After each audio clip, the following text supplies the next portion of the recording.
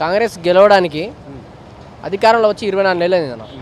అంటే దగ్గర 3 ఇయర్స్గా వస్తుంది, దగ్గర ఇంచుమించు.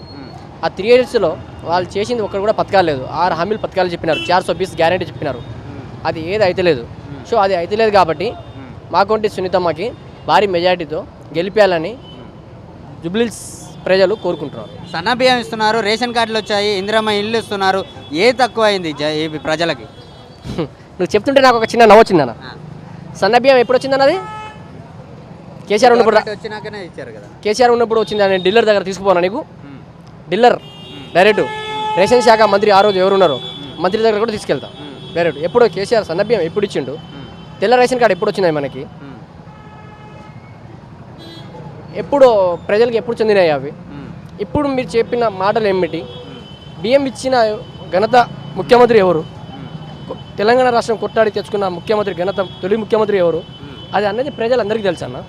అయితే ఇందిరమ్మ ఇల్లు వచ్చే ఆల్రెడీ శాంక్షన్ చేస్తున్నారు, ప్రతి ఊర్లో ఇల్లు లేని వారికి ఇల్లు ఇస్తూ ఉన్నారు. మరి దీని గురించి ఏమంటారు? డెవలప్మెంట్ లేదంటున్నారు కదా, వాళ్ళు 1 by 1 చేస్తున్నామని చెప్పేసి అంటున్నారు.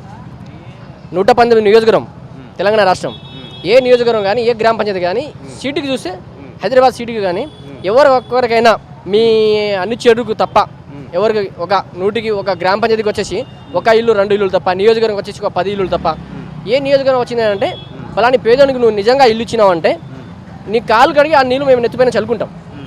రేవంత్ రెడ్డి పక్క బరాబర్ గన్ సూర్యది కాళ్ళు కడిగి నెత్తి ఆ నీళ్ళు నెత్తిపైన చల్లుకుంటాం బరాబర్ చెప్తున్నాం. అది ఎందుకు చెప్తున్నాం అంటే అది ప్రజల నుంచి వస్తున్నాను మాటలన్నా.